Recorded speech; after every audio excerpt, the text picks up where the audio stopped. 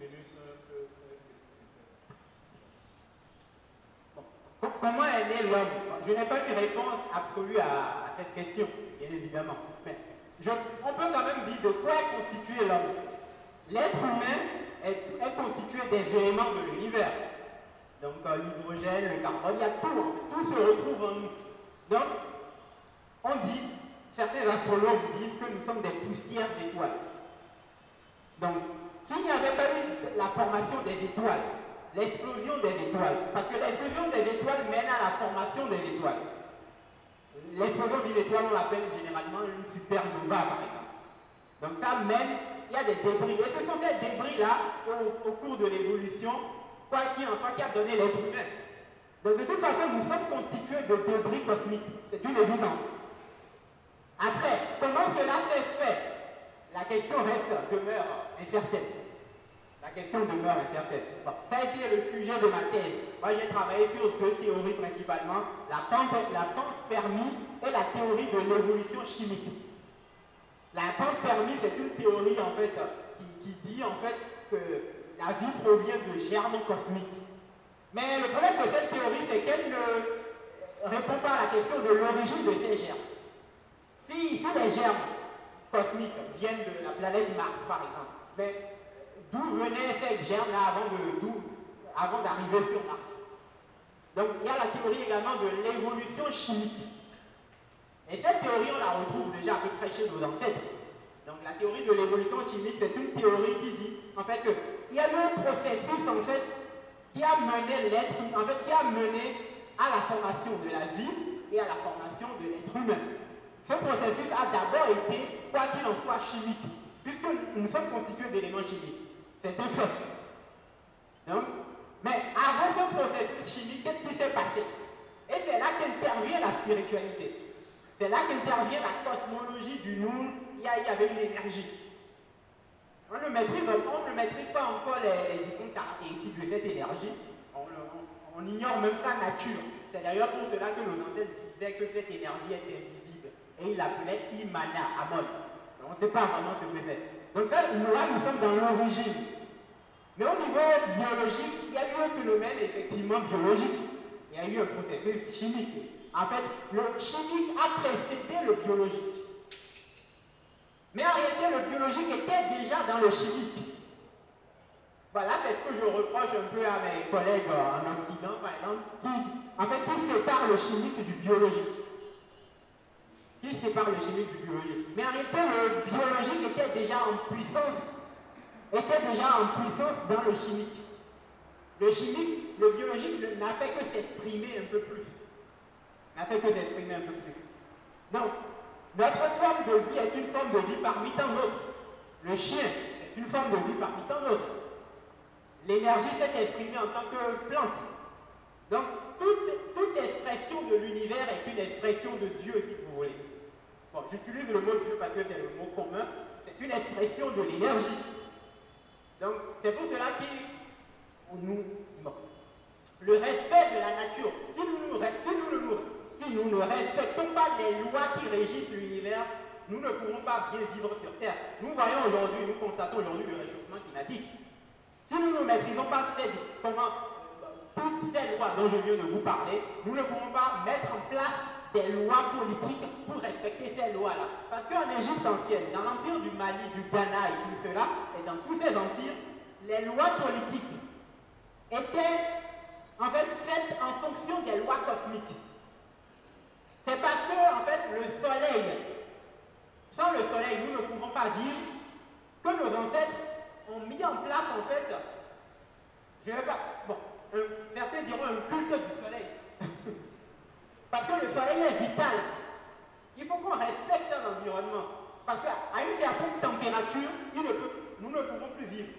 Donc si la température est trop forte, parce que si la température est trop forte, si la température est trop élevée, cela va détruire la vie sur Terre. Donc il faut comprendre que la température moyenne sur Terre est de 15 degrés Celsius et il faut mettre en place des lois pour respecter ces 15 degrés Celsius. Donc après, cela n'exclut pas que la vie soit possible sur Mercure. Sur Mercure, il peut faire 430 degrés Celsius. Mais une autre forme de vie, pas la vie telle que nous la connaissons. Pas la vie telle que nous la connaissons. Donc cette possibilité-là, et nous devons entrer dans la... Parce qu'aujourd'hui, une puissance, c'est une... Nos ancêtres avaient mis en place une connaissance qui fut la première au monde en termes de cosmologie. Et donc aujourd'hui, si nous ne maîtrisons pas l'univers, parce que les autres, l'Occident envoie des sondes dans l'espace, si nous ne sommes pas aujourd'hui capables de le faire, nous ne pouvons pas participer à la compétition planétaire. C'est impossible. Parce qu'aujourd'hui, ils sont en train de nous observer. En ce moment même, ils ont envoyé des satellites dans l'espace. Donc en réalité, ils savent tout ce que nous sommes en train de faire en ce moment même. Parce qu'ils ont l'espace en main. Nous ne pouvons pas parler de renaissance africaine sans conquérir l'espace. Parce que déjà le Bénin, ce qu'on appelle le Bénin, est observé jour et nuit par les satellites de l'Occident. C'est une évidence. Ils savent tout ce que nous sommes en train de faire. Un pays dit indépendant, un continent dit indépendant, n'est pas censé se faire observer partout, par le monde entier. Mais les satellites américains n'observent pas la Russie, par exemple. En tout cas, très difficilement. Ou les Russes n'observent pas les Américains, en tout cas, très difficilement. Même si ça arrive, ce sont des problèmes techniques. Même ce que vous faites, même si vous allez aux toilettes, il vous est observé. Tout est observé. Donc nous ne pouvons pas parler de renaissance, de liberté africaine sans conquérir l'espace. Sans conquérir. Sinon, on parlerait jour et nuit et ça resterait au plan théorique. Nous avons besoin de physiciens nucléaires, c'est une évidence, de chimistes. Nous avons besoin d'une forme d'éducation, en fait, qui puisse nous mener à l'interdisciplinarité. À l'interdisciplinarité. Donc, la réalité du monde est tout autre chose. Il faut qu'on passe du concret, du théorique au concret. Et c'est la science qui va nous libérer. Comme Cheikh Anta Diop le dit, comment il dit armez-vous de science jusqu'aux dents.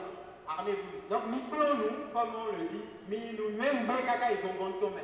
Bon, nous nous nous garde la mito. Comme on le dit. Donc, merci.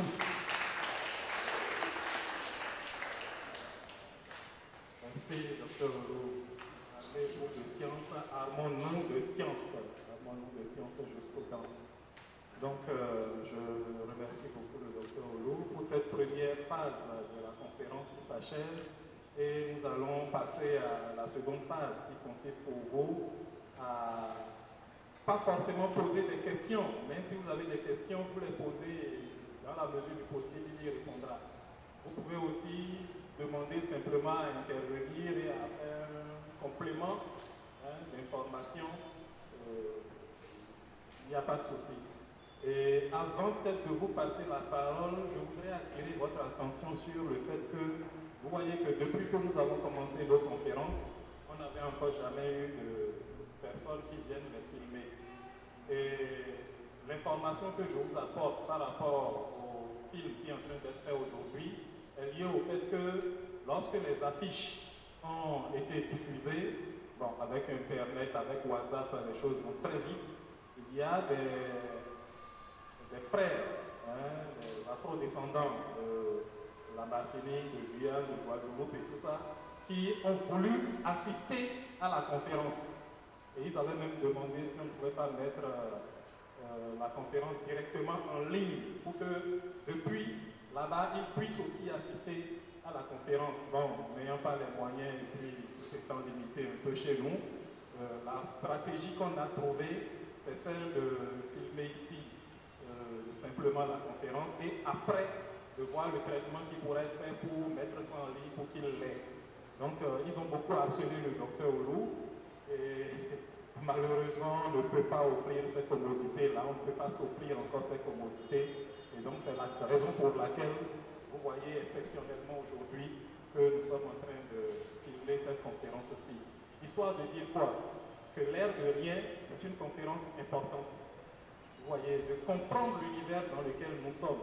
Vous avez vu qu'en quelques minutes, il a fait le lien entre tout ça là et notre réalité quotidienne. Parce que parfois, quand on parle aussi, beaucoup de gens se disent, mais vraiment, c'est des connaissances éthérées, c'est des trucs, ça a quel lien avec mon quotidien? Je crois qu'il a fini concrètement sur le lien que tout ça a avec votre quotidien. souveraineté ne peut pas s'exprimer si nous ne possédons pas notre espace. Et si nous courons vers les Russes ou quelques pays comme vous le voyez, si nous courons vers la Chine, c'est en partie aussi pour cela. Parce qu'ils peuvent nous aider à surveiller notre espace. Et je le dis en pensant concrètement au cas actuel, qui est celui du Mali, qui était celui de la Centrafrique. Parce que quand les choses se passent aussi, vous ne faites pas attention, ou du moins vous n'êtes pas suffisamment connecté avec nos frères africains pour comprendre que ce qui se passe chez eux nous concerne aussi. Ce qui se passe en Centrafrique nous concerne. Ce qui se passe au Mali actuellement nous concerne. Donc, si vous voyez toute cette tension-là, politique, c'est simplement parce qu'il y a des parcelles de souveraineté qui sont en train d'être récupérées.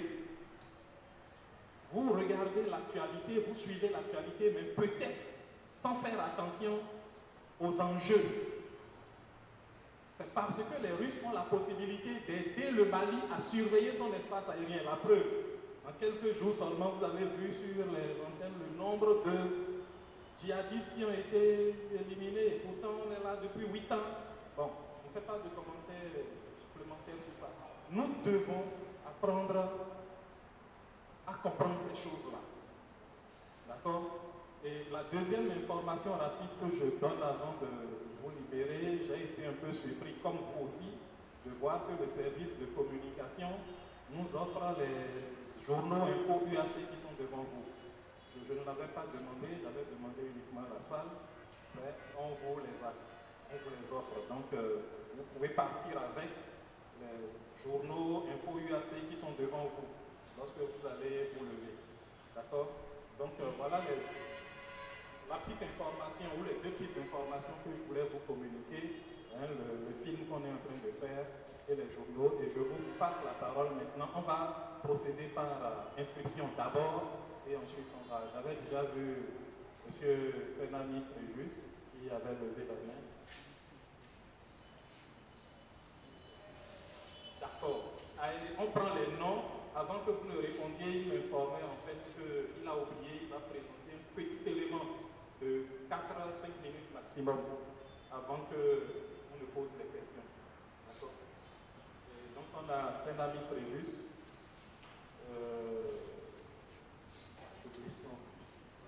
et Ismaël Kékon, Adandé Jebal Honoré, c'est noté, Aïnidé, Joël, bon, pour faire la différence, après Joël, il faut marquer Pénon, ou bien Paterne, hein, parce que les deux c'est Joël. Peut-être, bonjour tout le monde. Merci infiniment, on a beaucoup appris.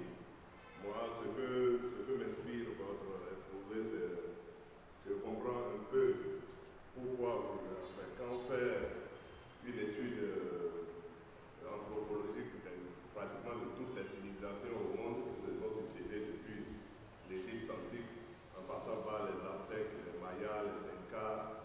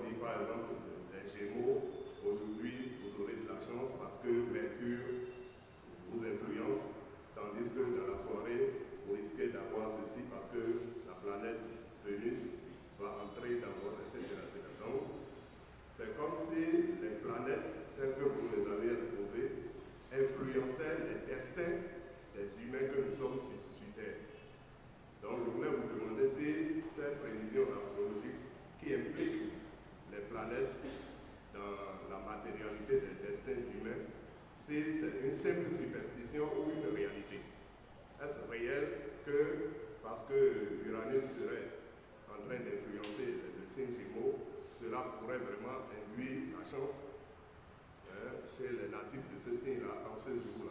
Mais à l'origine, en fait, l'astronomie était purement en fait, la connaissance du cosmos, de l'univers.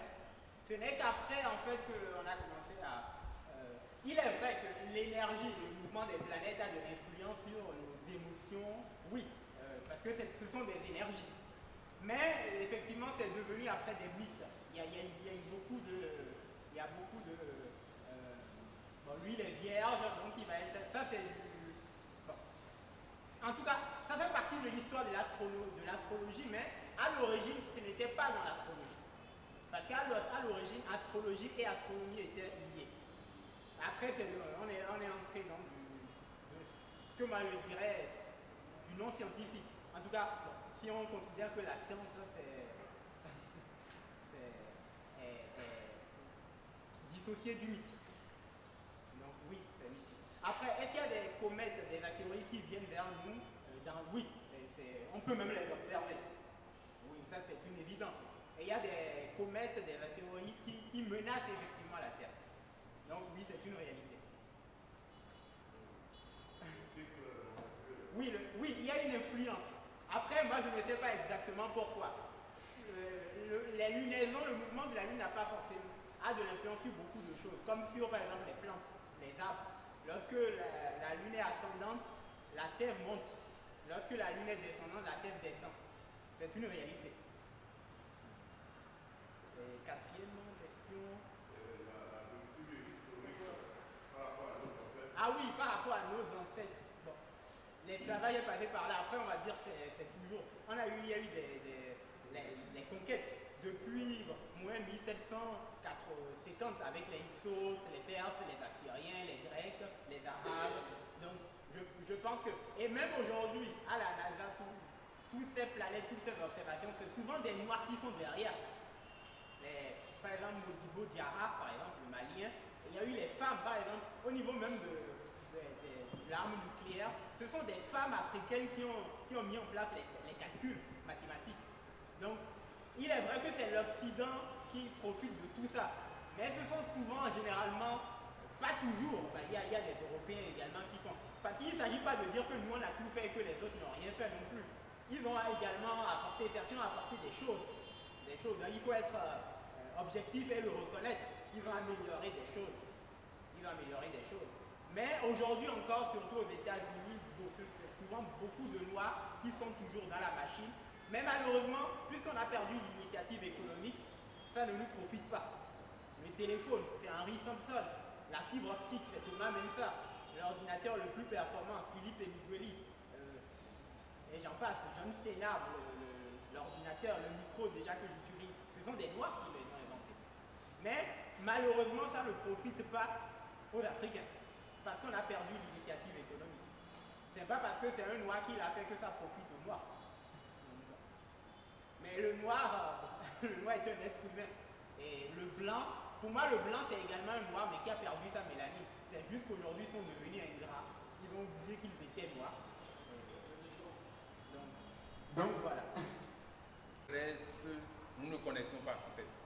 Je ne sais pas comment vous les présenter d'abord, avant que je n'apporte ma contribution. C'est combien de planètes? Mais il y en aurait plusieurs. Pour découvrir une planète, ce n'est pas forcément très compliqué. Lorsque vous observez le ciel avec des lunettes, des téléphones, vous pouvez découvrir, c'est possible. Vous allez voir que lorsqu'une planète tourne, lorsqu'un corps passe devant une étoile, par exemple devant notre soleil, vous allez voir, la lumière du soleil va s'assombrir. Vous êtes assez logique. Ça, puisque ça cache la lumière du soleil. Et donc, si l'assombrissement est fort, ça veut dire que c'est une grosse planète. Planète mineure. Donc, le mot même planète est un mot conventionnel. Par exemple, Eris. On a dit Eris pour la planète de la Lune, une planète naine, parce que c'est le dieu grec de la discorde, la dièse grecque de la discorde, parce que les scientifiques ne se mettaient pas d'accord sur le fait est-ce que Pluton fait partie des planètes classiques ou non. Donc en réalité, tout ça c'est comme les nombres en mathématiques, les nombres. Est-ce que 0, 1 sont des nombres premiers? C'est conventionnel. C'est une question de convention sur ce point-là. Qu'est-ce qu'une planète? Après, pour moi, c'est une question de convention. Avec votre disant que Pluton a été déclassé parmi les, voilà, depuis 2005 parmi les planètes. Donc, officiellement, il ne reste que 8 planètes officiellement reconnues comme du système solaire. Officiellement, il y a des millions de planètes dans l'univers, ailleurs que dans le système solaire. Il y a des planètes ailleurs que dans notre système solaire. On les appelle exoplanètes. Mais ce sont des planètes. Donc, on ne connaît pas le nombre exact de planètes. Donc, moi, en fait, dans ma contribution, par rapport à ma conférence, qui sont en licence, ce n'est pas très facile de comprendre ce que vous dites là, quand on n'a pas étudié l'astrologie et quand on ne possède pas bien notre culture. Bon, moi, dans mes cours de technique de l'expression écrite et orale, j'essaie de montrer, vous parlez de la naissance des planètes, mais leur survivance aussi. On constate leur survivance dans même les jours de la semaine. Chaque jour de la semaine occupe une planète. Bon. Et lundi c'est la Lune, mardi c'est Mars, mercredi c'est Mercure, le dieu des commerçants et des voleurs. Parce que dans la mythologie gréco-latine, le tout revient au même. Jeudi, vous avez Jupiter, vendredi Vénus, Saturne, samedi. Et l'Église même a été gênée à un moment donné de dire qu'elle adore le soleil. Donc elle a préféré dimanche. Mais il y a la survivance de dimanche dans Sunday. Dimanche, Sunday, c'est le jour du soleil. Et vous allez voir que dans toutes les spiritualités, l'énergie, on regarde l'Est. Les musulmans aussi regardent l'Est. Parce que l'énergie vient de l'Est. Et quand vous mettez à l'Occident, même pour certains rituels, c'est pour regarder à l'Est, c'est pour envoyer à l'Est. Vous voyez, et le conférencier a parlé des tresses, de la géométrie. C'est qu'on dit dans certains cercles que Dieu est le grand architecte de l'univers. Mais je me suis dit que c'est une paix pour notre département parce que la façon dont vous organisez les conférences, est-ce que vous aurez effectivement le temps pour nous? Parce que ces conférences nous permettent de nous ressourcer et de comprendre la spiritualité africaine. Je ne parle pas en termes de divinité, mais je parle en termes de spiritualité. Donc, Dieu aidant, vous êtes là aujourd'hui et je pense que vous êtes en train de planifier beaucoup de choses encore pour les conférences dans ce sens, que Dieu vous aide à évoluer ou l'Imana vous aide à évoluer dans votre mission qu'on vient de vous confier. Bon, vous avez parlé d'étoiles filantes. Et il a certains phénomènes qui se produisent parfois les nuits.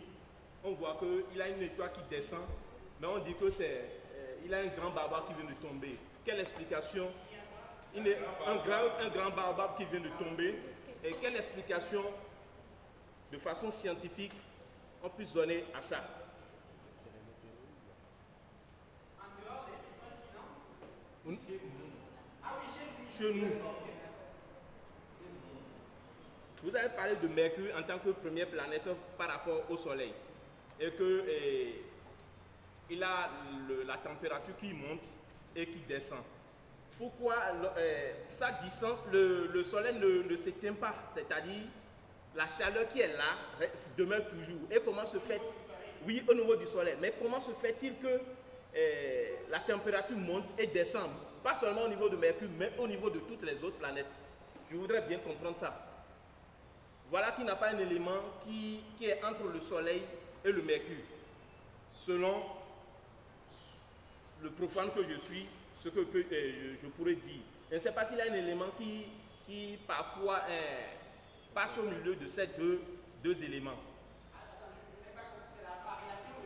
Oui, tout à fait. Vous avez, dans votre explication tout à l'heure, vous avez dit que plus nous sommes nombreux dans cette salle, plus on produit de la chaleur. Est-ce parce que on devient beaucoup plus nombreux sur la planète Terre qu'il y a le réchauffement climatique? Merci. Que nous pouvons vivre en harmonie avec. En fait, les lois sont faites de telle sorte que le nombre de personnes ne fait pas. Non, c'est pas ça qui fait augmenter, plutôt les industries, l'effet de serre, qui fait qu'il y a un dérèglement des températures. Après, au niveau de la variation des températures, pourquoi sur Terre il fait 10 degrés? C'est plutôt ça la question. Bah, c'est en fonction du mouvement de la Terre et autour d'elle-même et autour du Soleil. Tout simplement. J'ai pris l'exemple de Mercure, par exemple. Mercure, parfois, le soir, il fait moins 185 degrés. La nuit, le jour, il fait 400, c'est bien ça la question, hein, si j'ai bien compris. Il fait 430 degrés. Le soleil là, Oui. et le mercure là, et tout tourne. Oui. La face qui fait face au soleil Qui est chaude. C'est ça en fait. C'est la face qui fait face au soleil qui est chaude. De l'autre côté, et puisque Mercure tourne lentement, donc c'est qu'en 8 jours, l'autre a le temps de se refroidir. Donc, après au niveau du baobab, je ne sais pas. Si quelqu'un a une réponse, parce que je n'ai pas de réponse à tout. Quand je ne sais pas, je dis je ne sais pas. Je ne sais pas ce que ça veut dire. c'est dans nos mythologies, ça. Oui, c'est dans, je sais que c'est oui.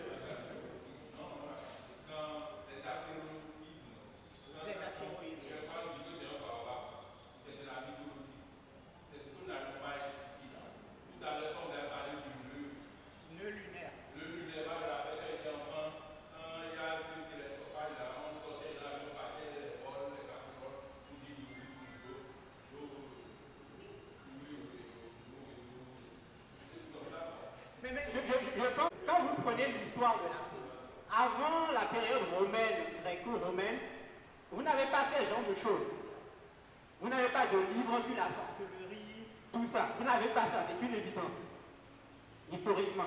C'est après, en fait, que, parce que les Romains, les Grecs, ils étaient beaucoup dans ce genre de choses. Ils adoraient les démons, les vampires, Homère le dit.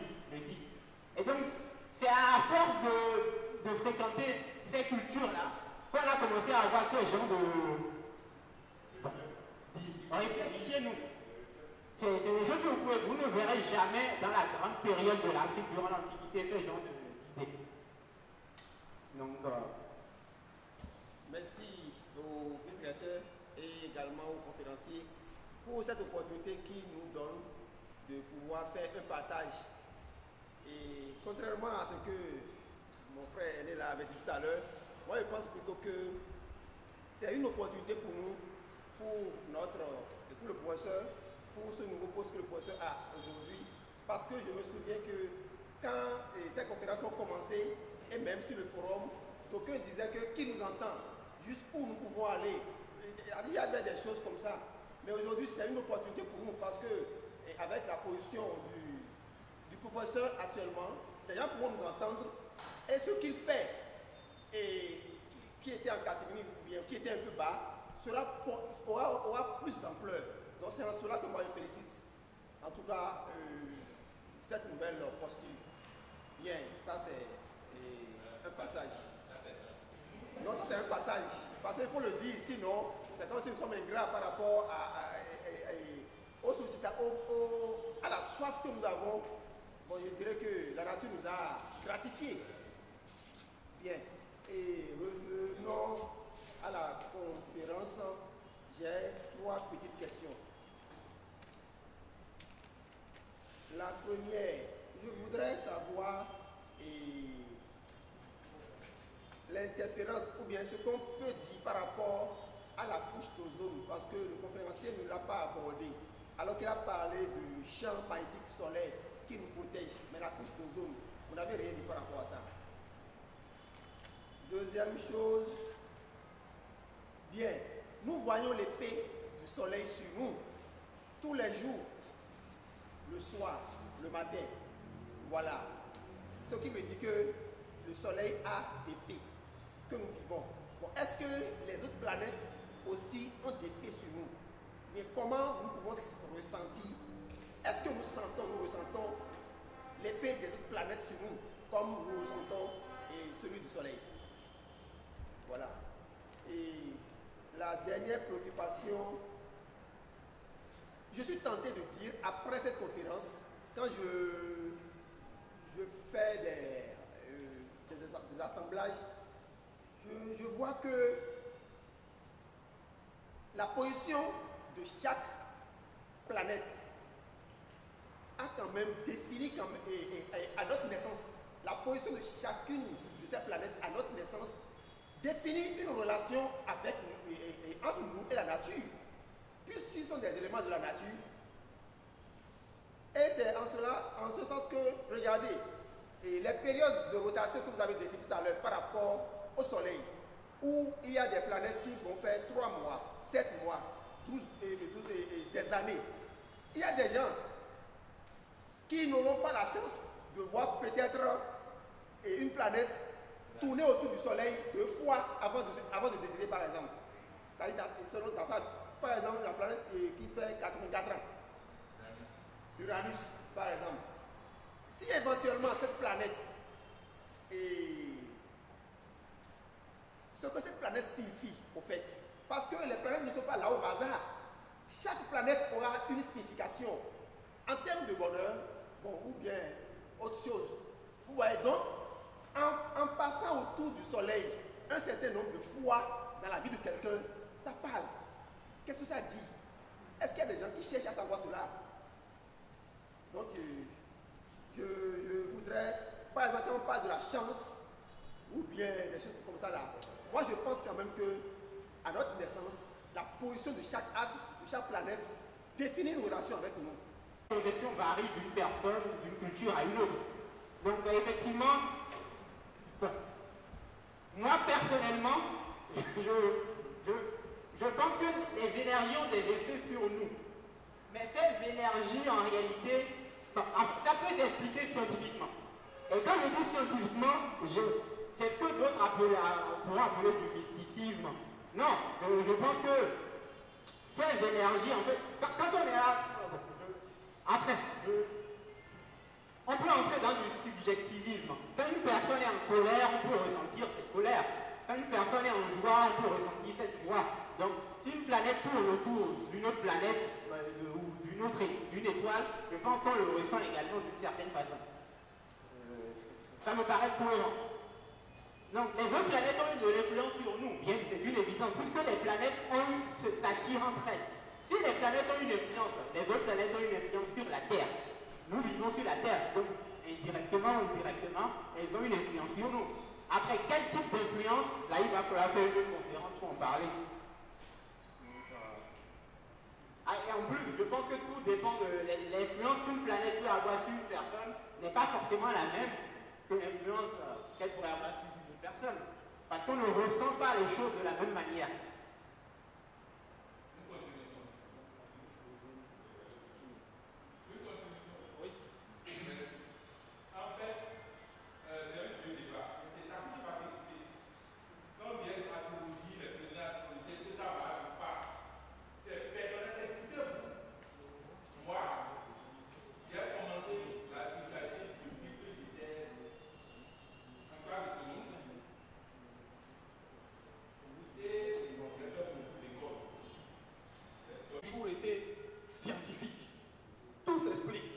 À partir du moment où vous constatez qu'on ne peut pas vous expliquer quelque chose, on est dans le dogmatisme.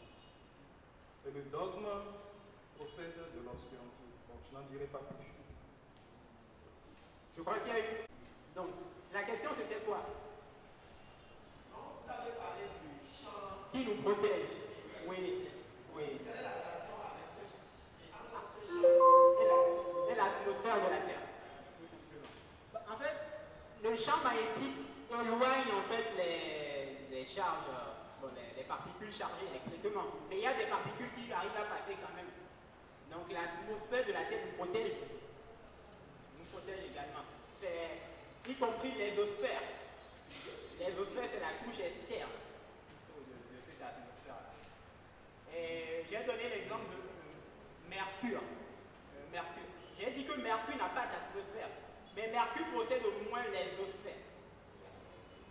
L'exosphère qui est constituée d'hélium, d'hydrogène, d'oxygène, de sodium et de potassium. Mais elle est très fine.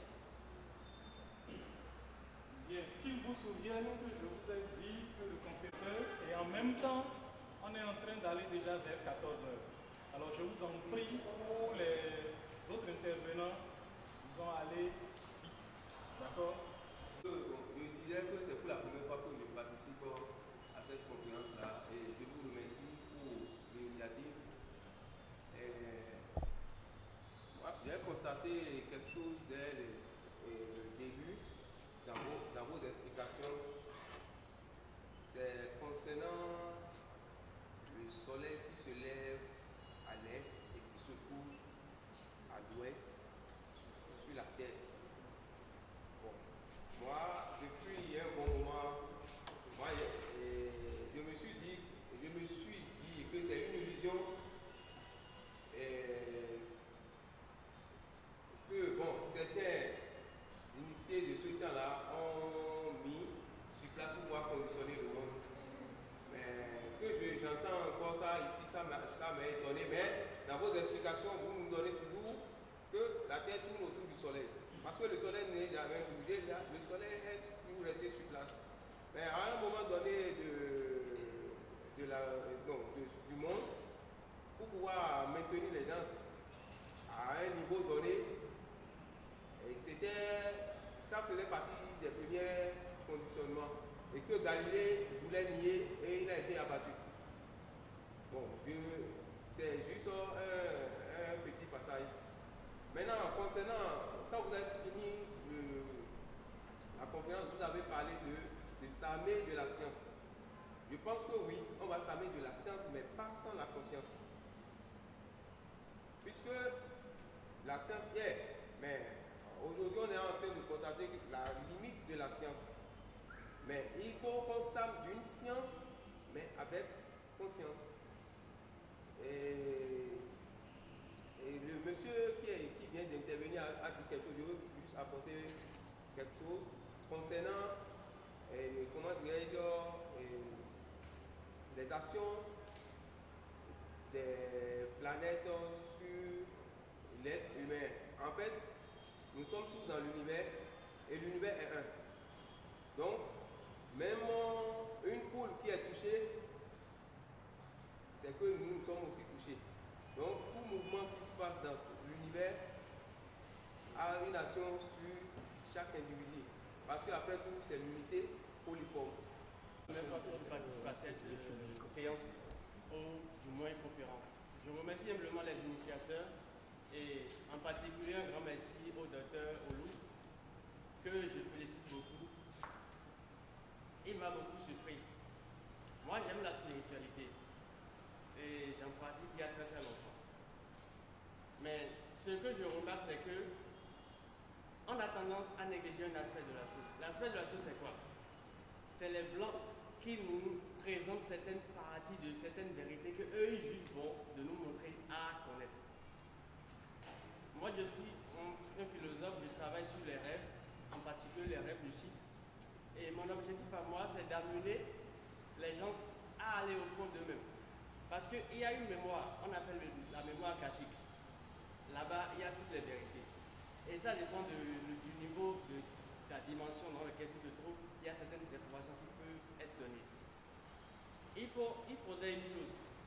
Il faudrait qu'on essaye de retrouver nos vies passées, la réincarnation. La réincarnation, ça existe. C'est avec désolation que je constate qu'aujourd'hui, on ne fait plus le choton. C'est-à-dire quand un enfant est dans une famille, on essaie de construire pour voir celui qui l'a. C'est ça. Il faut connaître ça.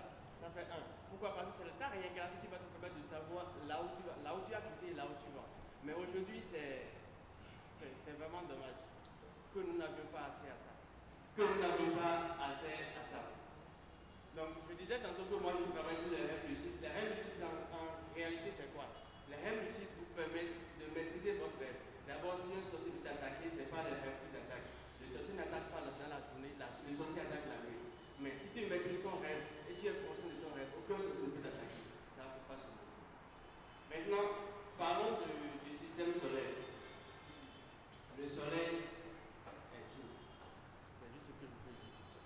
Moi, j'essaie de pas la. Monsieur, le docteur de l'autre conseil vient de parler, il parlait de la Kabbale. Je suis également un initié de la Kabbale. Quand tu allumes un encens, quand tu traces des pétacles, quand tu fais des sauts, il y a des positions données que tu dois respecter pour pouvoir bénéficier de l'énergie de certaines astres, pour pouvoir faire certaines choses. Les lundis, c'est pour la purification. Les mardis, bon, je ne donnerai pas tous ces détails quand même.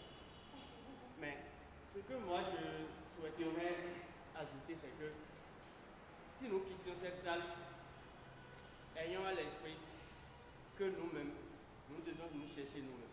C'est juste ce que j'ai à dire. Merci. Docteur Moussouko, pour cette brillante communication. Je voudrais aussi remercier le professeur Moussouko. Cette initiative qui va durer davantage pour nous éclairer davantage. Merci beaucoup, professeur. Ma préoccupation, c'est par rapport à la maîtrise de l'énergie que nos ancêtres ont là. Quand je prends par exemple le phénomène de la foudre, la littérature dit qu'on peut reproduire ça. Dans notre réalité, les gens disent que c'est possible qu'on peut induire la foudre. Je voudrais savoir s'il y a une possibilité de parallélisme qu'on peut faire entre les deux phénomènes-là, pour voir ce qui relève de l'originalité de leur culture et ce qui peut relever, n'est-ce pas, de l'apport de la lecture par l'Occident. Voilà ma préoccupation. Mais c'est peut-être aussi cette approche-là que nous devons apprendre à changer. C'est-à-dire justement qu'on est arrivé à nous inculquer que poser des questions. Or, nos ancêtres avaient déjà tellement mis les choses en ordre qu'eux, ils sont venus tout falsifier. Et c'est ça qui fait l'impasse de la science occidentale d'aujourd'hui. C'est-à-dire, après les vols, je dis les vols au pluriel, de nos héritages, il y a beaucoup d'explications qu'ils n'ont pas su faire. D'accord? C'est comme l'exemple du calendrier.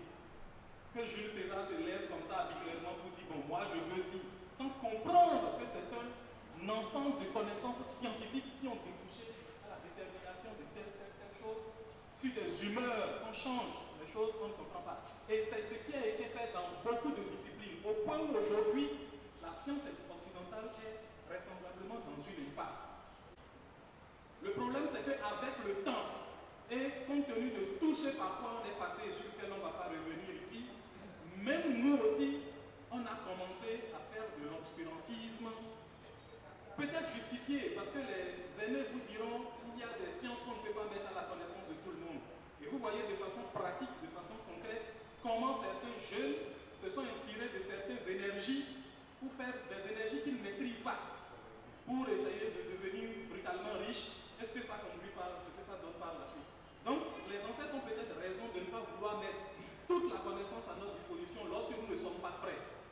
Mais je veux bien croire que le processus par lequel on est en train de passer aussi est un processus qui nous permet d'approcher avec un peu plus de rationalité ces réalités-là.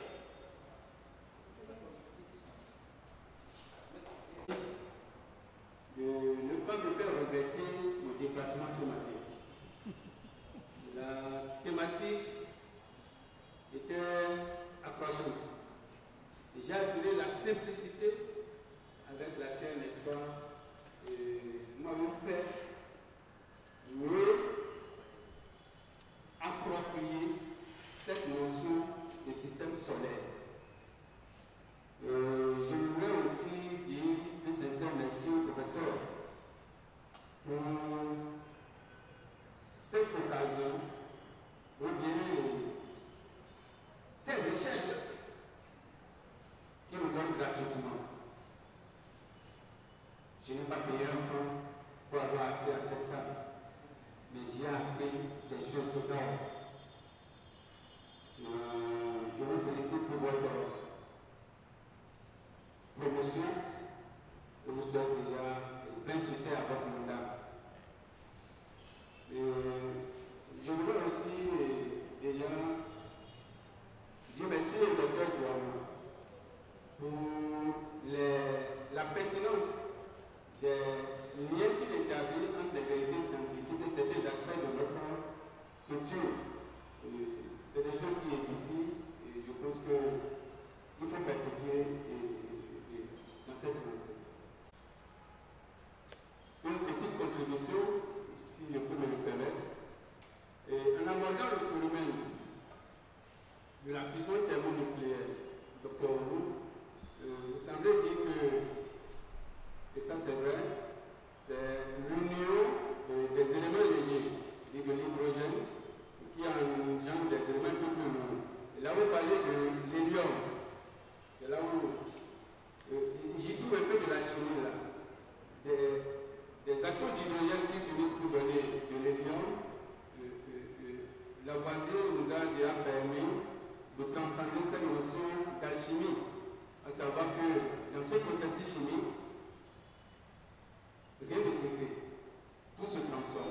Donc, en réalité, les éléments d'origine, quand ils s'unissent, vont engendrer des éléments nouveaux. Dans le cas d'espèces, les atomes d'hydrogène donneraient soit le deutérium ou le tritium, qui sont un peu plus lourds que l'hydrogène. Donc, je voudrais, n'est-ce pas, apporter des questions. Parce qu'un corps ne vit pas éternellement. C'est de l'énergie. Donc, il manquera d'hydrogène, le Soleil va se développer, englober Mercure, Vénus et même la Terre. Donc, en réalité, c'est un système qui va disparaître pour donner naissance à un autre système. Donc, c'est pour ça que je ne pense pas que l'univers soit né il y a 14 milliards d'années. Je pense que notre système solaire n'est que, en fait, découle de la destruction, de la fin d'un ancien système. Parce que c'est un cycle. C'est un cycle. Merci pour cet apport encore. Je vous remercie énormément. Je voudrais finir en faisant un clin d'œil à mon ancien directeur de l'Institut national de la formation de la recherche et de l'éducation, le Dr Moustapha. Bonjour, monsieur le directeur. Merci. Vous avez dit que vous parlez de la renaissance africaine, il faut vraiment arriver à conquérir notre espace. J'aimerais savoir, est-ce qu'il y a quelques astuces de l'astrophysique qui vont nous amener à conquérir notre espace? C'est ma question. De l'astrophysique qui peut nous permettre de conquérir notre espace. Oui, parvenir. Tout simplement. Afin de mettre en place des... Aujourd'hui, il y a l'Éthiopie, même si c'est en collaboration avec la Chine, il y a des États africains qui envoient des satellites dans l'espace.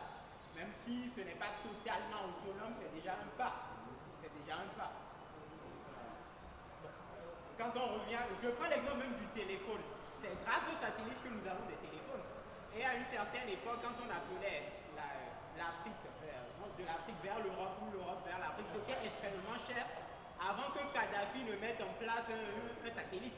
Et donc, l'Europe a perdu plus de 500 milliards d'euros par an à cause juste parce que Kadhafi a mis en place ce satellite. Donc, en fait, ce sont des... Le fait de conquérir l'espace va augmenter le pouvoir d'achat. Parce que, regardez les téléphones, les MTN, on dépense beaucoup d'argent juste pour appeler une personne. Ça, tu achètes 500 francs CFA de crédit, ça finit très vite. C'est parce qu'on ne maîtrise pas notre espace, tout simplement. Donc, ça a une influence directe sur notre vie quotidienne.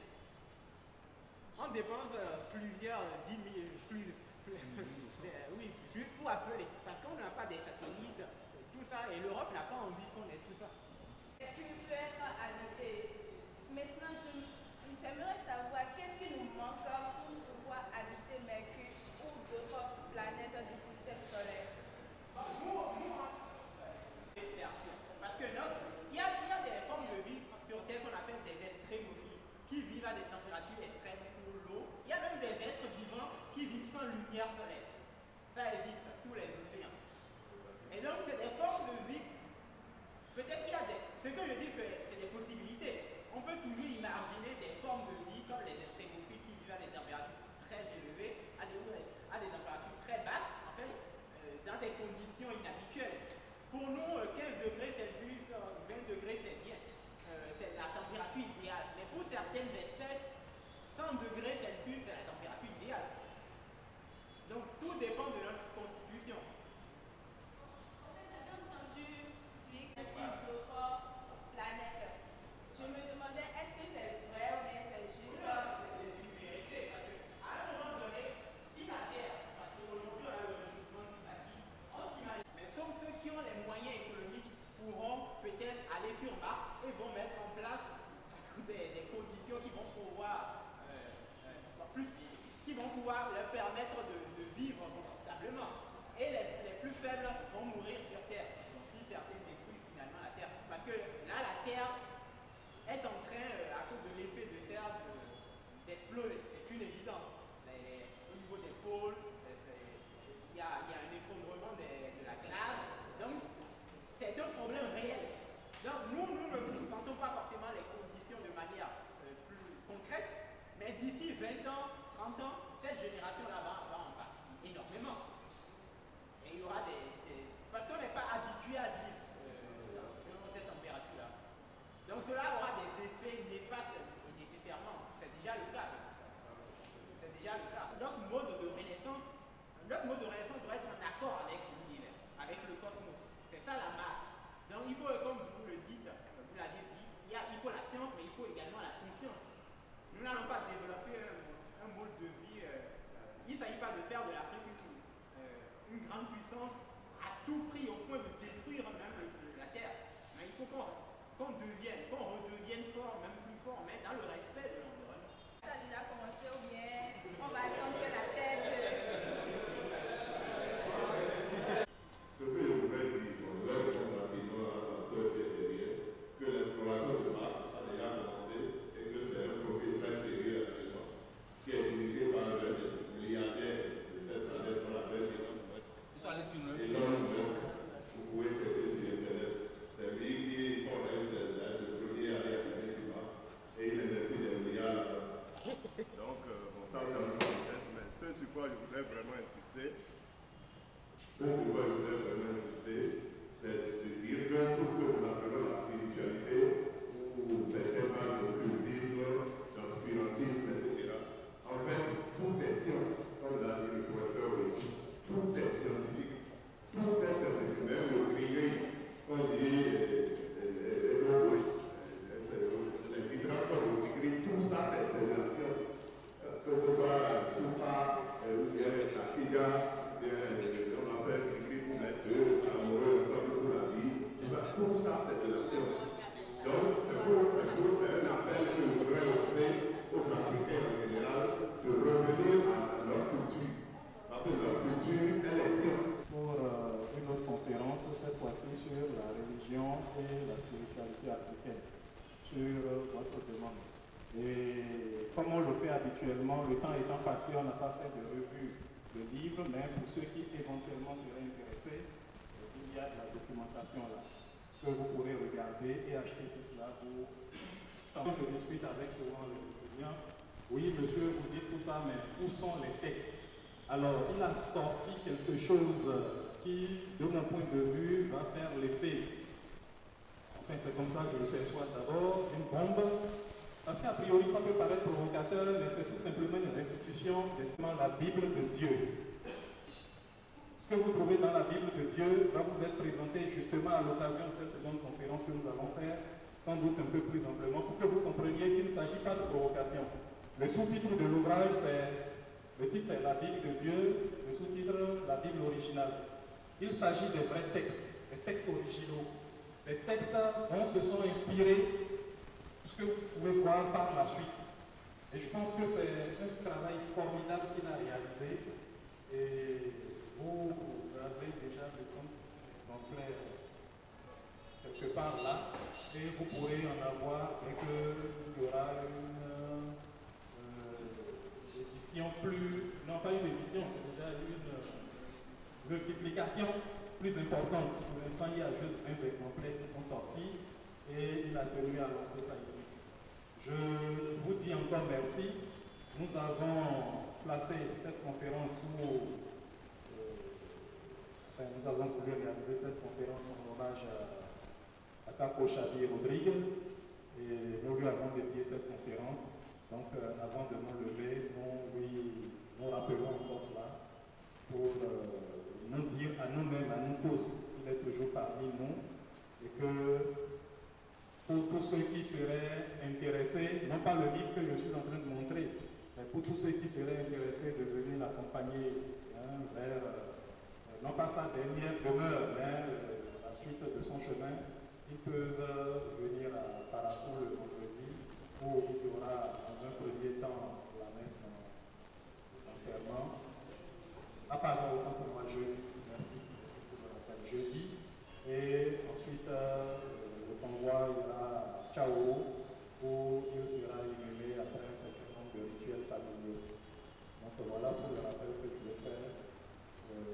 Très bon retour à vous, très bon week-end et à très bientôt.